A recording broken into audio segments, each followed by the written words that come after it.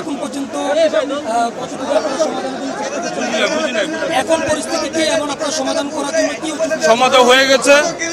সমাধান হয়ে গেছে মহামান্য হাইকোর্ট যে নির্দেশ দিয়েছে এরা সবাই মানে, আমরা সবাই মানি, পুলিশ মানে, সবাই মানে। বাট আজকে ওরা যে বিষয়টা নিয়ে দাঁড়িয়েছে, আমার কথা শুনেছে, আমি তাদের মনের কথাটা প্রধানমন্ত্রীর কাছে বলবো। প্রধানমন্ত্রী একটা নির্দেশ দিবেন, সেই নির্দেশ আবার তাদেরকে আমি তাদের কাছে পৌঁছে দিব, তারা যাতে কোনোভাবে কোনো কষ্ট না হয় সেদিকে লক্ষ্য রাখতে হবে। আরে এরা যদি খাইতে না দিতে পারে, এরা যদি না খাইতে পারে আমি খাওয়াবো, অসুবিধা আছে? অটো রিক্সা এটা প্রধান, যেহেতু মহামান্য হাইকোর্টে একটা নির্দেশ আছে, এটার বাইরে তো আমি যেতে পারবো না। প্রধানমন্ত্রীর সাথে আলোচনা করে, তাদের মধ্যে অনেক প্রতিবন্ধী আছে, অসহায় মানুষ আছে, ক্ষুধার্ত মানুষ, তাদের কথাটাই প্রধানমন্ত্রীর কাছে আমি বলবো। পরিস্থিতিটা নিয়ে আমি একবারে কথা বলি,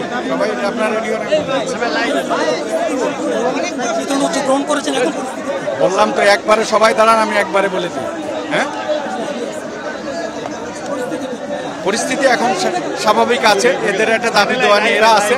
মাননীয় সাংসদ মহোদয় তাদের কথাগুলো শুনলেন এবং আপনি ইতিমধ্যে শুনলেন, উনিও ওনার চ্যানেলে কথা বলবেন, কথা বলে ওদের কি ব্যবস্থা করতে পারেন সেটা বলবেন। আর আমাদের তো আইন শৃঙ্খলা রক্ষার জন্য যেটা করা প্রয়োজন সেটা করতে হবে। তবে যেহেতু এরাও তো, এদের আমরা ধৈর্য সহকারে পর্যবেক্ষণ করছি।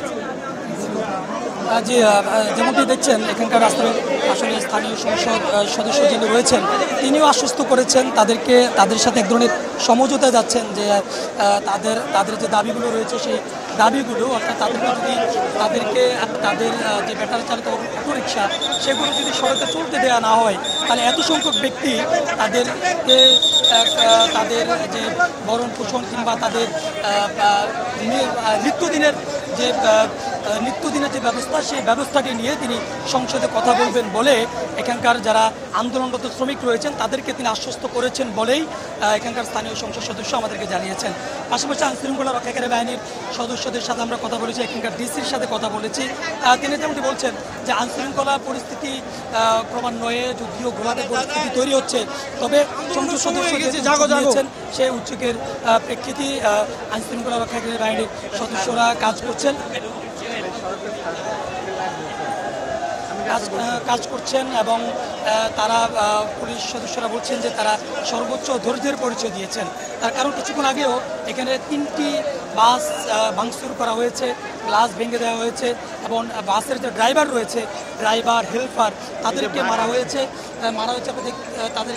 এবং বড় বড় ইট মারা হয়েছে গ্লাসগুলো ভেঙে গিয়েছে। আমরা একজন চালকের সাথে একটু কথা বলবো যে আপনার এটা ভাঙচুর কি এখানে হয়েছে?